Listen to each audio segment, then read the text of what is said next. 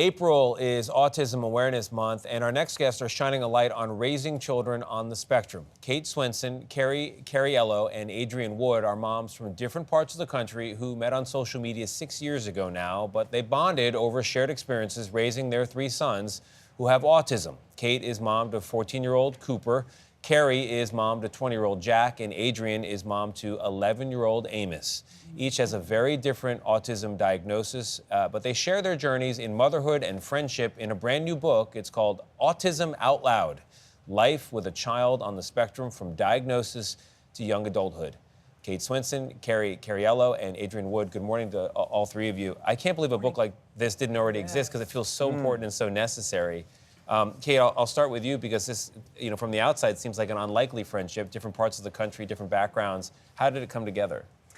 Well, each of us had our children diagnosed at different times and then came together online, actually. So we each started different Facebook pages because we were looking for community and found each other in different ways. Carrie sent me a message. I found Adrian performing a wonderful video online, and suddenly we all had these children, and we just started talking and sharing. It's beautiful what resulted in this. And Carrie, it seems like this is the book you all wish had existed when you were part of this club. So you wrote the book that you needed. Absolutely. I've said since my son Jack was diagnosed, I wish there was a manual that I could refer to. I often say I wish there was like the old mom out there, somebody 5-10 years ahead of me to say, this is puberty, this is what medication might look like, this is what life after high school could look like. And so this book is like 3 perspectives in one, and it's as close to a manual as we're gonna get. But I know you all say, listen, you're all members of a club that nobody wanted to be in. And I'm curious, Adrian, for you, because when you used to say, when you look at families like yours, you would think what? Each of you has a story about that. What would you think when you see families like, what does that mean? I felt admiration, but I felt pity.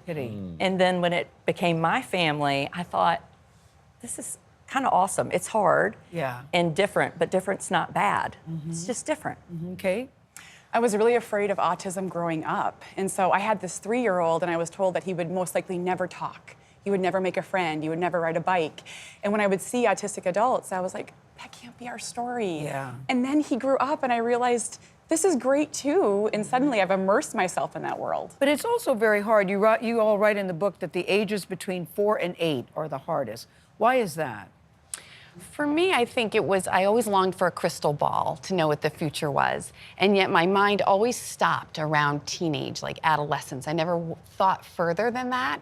But around 8 to 10 was when I thought, my husband and I started to talk about what does our future look like with this kiddo? Is he ever gonna live independently? What are supports gonna look like as a young adult? And so that's when the weight of it started to feel a little bit heavy. And it's not just your child that's on the spectrum. You're also raising other children. Adrian, what is it like when you are trying to dive into this world of autism while also raising neurotypical children?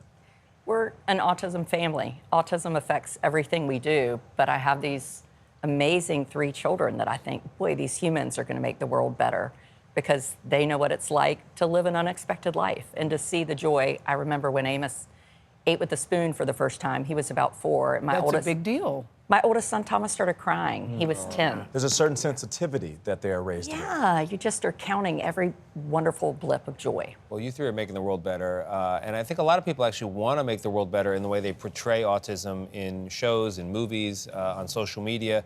But even if they have the best intentions, they may be getting it wrong. I'm curious, as people living it from the inside, what do you think when you see autism portrayed on any kind of screen or stage? Well, I'm grateful that autism is a part of any conversation in any capacity, but oftentimes Hollywood autism doesn't capture the vulnerabilities that we face day to day, so there's still sort of a sensation that they're falling short a little bit, but I'm very hopeful as the conversation continues that the shows will evolve. What's the definition of success for you all? Because it got to me in the book where you said you never hear stories about autism children, people with autism growing up. I never thought of that. I never thought of it that way, and I thought that's true. What's the definition of success for each of you? Well, I think all for the 3 kids and for the public that can be very tisk and very judgy. Yeah, I think all 3 of us talk about in the book how when we thought of success for all our children, we're like college, getting married, first jobs, having kids. And suddenly that shifted. That wasn't going to happen. Cooper's 14.